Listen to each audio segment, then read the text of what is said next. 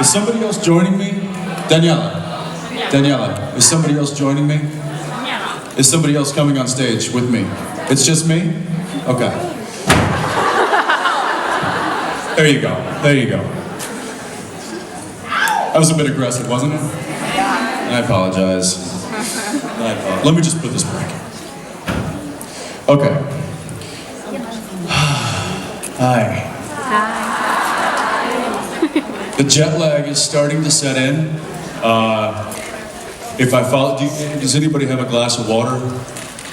No? Somebody's just gonna need to splash me with water if I fall asleep. I'm just kidding, I will never fall asleep. Oh, look at this beautiful young lady over here.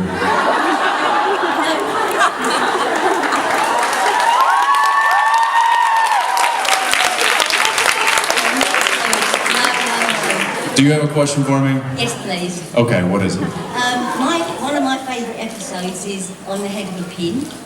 Yes. Okay, and the scene... Can you hear me? Sorry. The scene where Alistair put his thumb on your neck looks so real. Yes. And did he? Yes. Wow. How did you cope with that?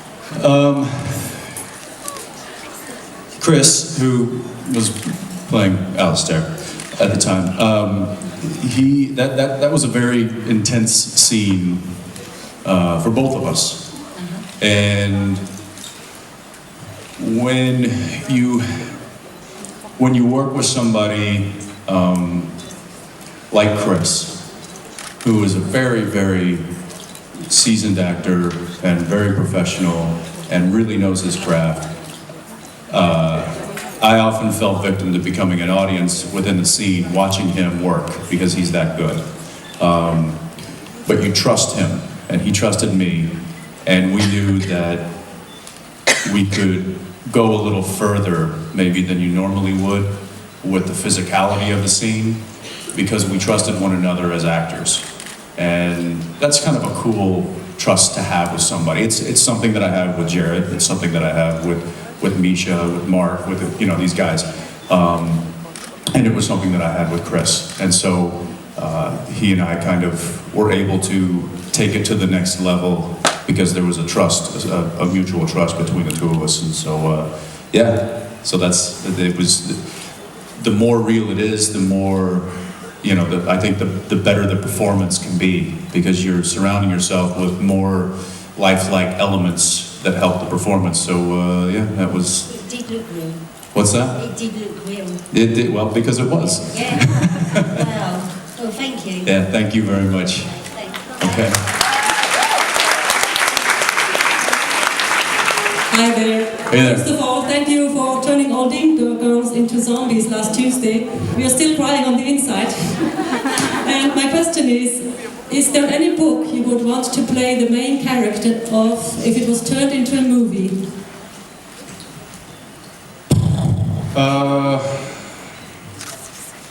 Yeah, there probably is, but all of those books have turned into movies, and I haven't been able to play them, so... Tell us which one. Well, I don't know, there's, I would say that the issue with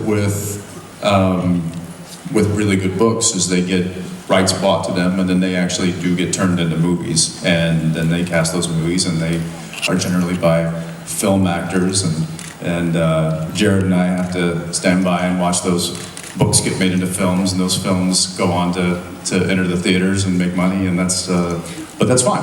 That's because we love our job, and we love playing the roles that we're playing, and so that being said, nothing necessarily comes to mind that isn't already a movie and hasn't already been played by an actor. Yeah, I wish I had an answer for you, but I don't. A lot of the books that I really love have been turned into movies, so. And thank you for staying with us and with Dean. Yeah, well, absolutely. It's a good gig, and I enjoy it, and I'm glad you do too. Hi. Hi. What's your impression as an actor of Dean's character development over the last season? And in particular, do you think Dean's acceptance of the Mark of Cain was an act of self-punishment for Kevin's death? No, I don't think it was punishment. I mean, Dean feels a lot of guilt, and he's felt a lot of guilt for a lot of years. It's kind of something that it's a part of who he is. But I don't think that it necessarily drives any one decision that he makes. I think that he decided to go to say yes to the Mark of Cain because he got focused on a mission. And Dean is very mission-oriented. You give him a task and he will do anything and everything to make it, to complete that task. And so I think that that when Kevin happened and when the truth about Gadriel came to light and all these things happening and the fact that his brother was like, yeah, I don't really care about you anymore, and all of these things kind of played into the fact where he's like, well, you know what do I have to lose at this point? So, yeah, I'm gonna say yes, and I'm gonna do something, and I'm gonna go down swinging, and I'm gonna try to at least swing for the fences, and maybe I'll hit a home run, and maybe I'll strike out, but damn it, I'm gonna go to bat. And I know that's a baseball reference, and probably most of you are like, what? I don't. But anyway, that's kind of what I think he was feeling in that. It was like, you know, there's nothing to lose anymore, so why not? And then the first part of the question was, what do I think about the evolution of his character? Yeah. I mean, you could write a dissertation about the evolution of Dean's character at this point. I think that I like where it's gone. Could it have gone 1,000 different ways? Sure. I think where it's gone has fit the story well. I think there have been turns and twists that maybe may have not been necessary, but were, and they've then, I mean, look, everybody, you know, everybody's done things in their past where they're like, maybe I could have done that a little differently. And I'm sure there are those things, those decisions that Dean made in the past that he may have looked back on and been like, maybe I didn't make the right decision there. But you know what, it's made me who I am today, and that's what I have to live with. So I like where Dean is today, so my impression of his evolution is positive. Thank you very much. Yeah, thanks. Hi. Hi, Jensen. If you had the opportunity to be a character in any musical play, which character would you like to be? Any character in a musical play? Uh-huh. Is this a trick question? Yes. Right. And musical, which one do you like? Well, I've been in one musical. Oh, really? For those, Yes. I'm sure, I don't know. Did anybody know that I've been in a musical? Yes. What musical? West Side Story. Who did I play? What? No, Tony.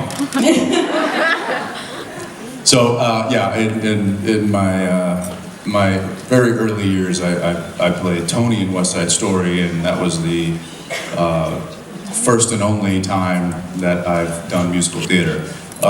That being said, I know kind of the classics, but that was a pretty fun role. I didn't expect to get it. Trying to think of some of the other. What's your favorite musical? Moulin Rouge. Moulin Rouge? Yes. Well, you and McGregor did a pretty good job. I don't know that I want to even touch that, so. What else? What else do you like? What is it?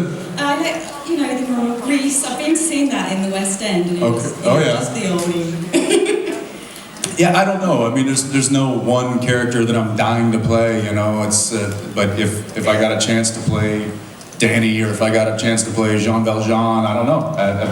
I'd probably pee my pants. But you'll be very good at it.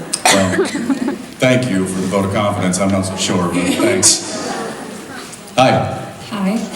I wanted to ask you, what are your favorite aspects of friendship Dean and Cass have?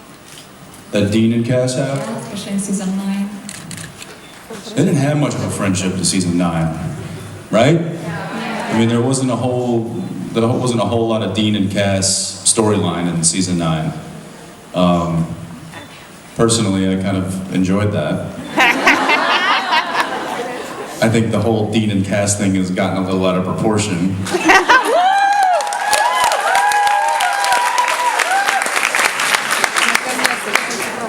some of you know what I mean.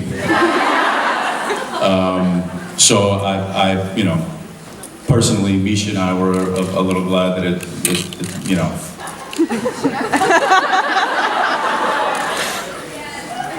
that got kind of snuffed a bit. But that's not to say that, I mean, obviously there is a, I think it's a kindred spirit. I think I think Cass finds identity with Dean. Because Cass is a bit of an outcast. You know, he has chosen free will. He has chosen to be outside the realm of where he should be technically. And I think that he has made decisions that that go against kind of what he is supposed to make. And Dean does that a lot too. Dean is he's a bit of a rebel and a bit of a chauvinist jerk, but I don't know that Cass identifies with that. But I think that there is a part of Dean's life and the decision making and the way that he handles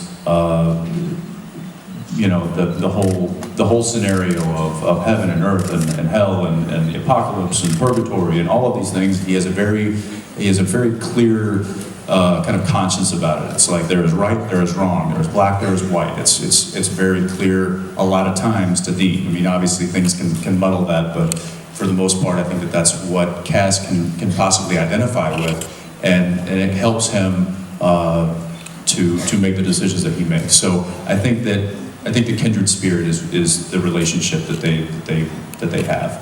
I don't think there's anything secret to their relationship, even though a lot of people wish there was.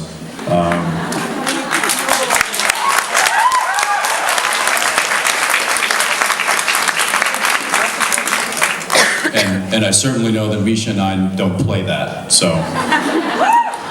Yes. Thank you. Hi. Hello. First of all, I'd like to thank you for an amazing performance this season, especially with Mark Kane. And you said earlier on season 10, bring on the challenges. I was just wondering if there was anything specific you're looking forward to. Maybe also considering how you're going to play Demon Dean, but also maintain the Dean that we know and love. Great question. And I will say that with every twist and turn of the storyline, I've always taken comfort in knowing that I can find the Dean within that storyline. No matter where they throw us, like, you know, I'll use this as an example. French Mistake. When they called us up and said, listen, this is an idea that we want to throw at you, what do you guys think about going this far out of the box? And my only request was, do I ever not play Dean? They're like, no, you're always Dean. And I'm like, then I can play Dean in any situation. I can find a way to play him because I'm close to him, I know him a little bit. So I think that to add the demon aspect is going to be challenging because I might not be able to outwardly play Dean. So it'll be very internalized, which sometimes doesn't translate to screen. You know, as an actor, you have to find a way to relate that to the screen, and that can be a bit of a challenge. I think Jared's done an amazing job in the challenges that he has faced with Sam, playing Sam, being somebody else, but still showing bits of Sam. I you know, hats off to him. I've always really just kind of had to play Dean for the most part. There have been little episodes here and there where I've gone off, but so I'm interested in what the writers are going to, and really that's going to dictate where Dean goes is the way that they write him. But I have a lot of faith in our writers, as they have a lot of faith in us, and I think the collaboration will hopefully be something that you guys enjoy. So, fingers crossed. Sure will. Thank you. Very much. Yeah. Hi. Hi. First of all, I want to thank you for your other work, except for the Supernatural. It's 10-inch Hero. This movie means a lot for me, really. I watch it every month. It's like a charge for me. I feel myself with positive emotions, with belief and love in true friendship, and really thank you for it. Thank you, that's a big compliment, thanks. And my question is, do you want to try yourself in different kind of movies? And if you want, which kind? What kind? Yeah, I mean, I obviously, I think at some point in the distant future, the show will come to an end. What? Yeah, very distant future. Very distant future. All good things, right?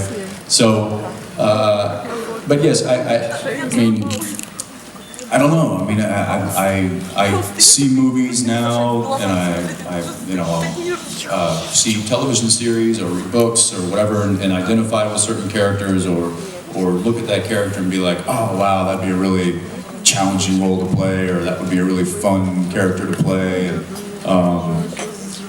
and they're not all, you know, cookie cutter. They're not all the same. You know, they could be from a comedy, it could be from a drama, it could be from an action, it could be from a you know, a dramedy. So there's all kinds of different facets of film and television that I enjoy and respect and admire. And I just hope that I find characters that are as rich and developed and as fun to play as Dean Winchester.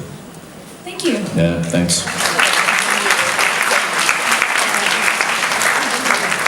These are really serious answers. I'm so sorry. I feel like I should bring Richard Spade up here and like lighten the mood a bit.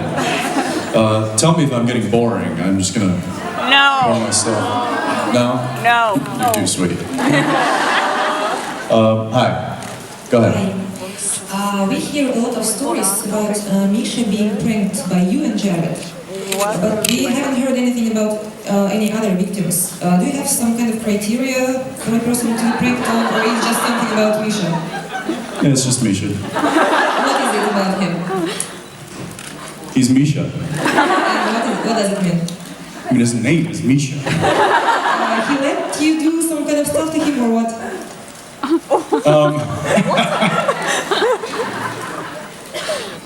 You know, it's your fault. We blame you guys, really, because you're interested in it. You were asking it when Misha was going to direct. We were getting all these questions about what are you going to do to him, how much are you going to prank him, what kind of pranks are you guys thinking? Jared and I weren't going to do anything, and then he and I got together and I'm like, wow, I think we really owe it to the fans to beat the shit out of this guy. But why him? Okay, but why him? You tell me. You're the one that wants us to prank him all the time. Don't do that. Don't? You might Your fault on us. You might want to talk to Jared. No, honestly, you know why? Because I think it's because we like him so much. Do not tell him I said that. Be sure we will. There's kind of and I've heard it said a few times on set by crew members, when guest stars or returning characters will come back, and Jared and I start getting a little cranky with them. I've actually heard crew members pull those actors aside and be like, "You're in. They like you." So I guess in a weird way, it's a sign of affection. It's a sign of you know, we like them, so we make them suffer. And Jared and I figured out very, very early on that if he and I prank each other, it would get really, really bad very quickly. And that we were much better adversaries. So we decided to join forces, and that's where we are. Thank you. So I guess if you come on set, if any of you ever come on set and we decide to embarrass you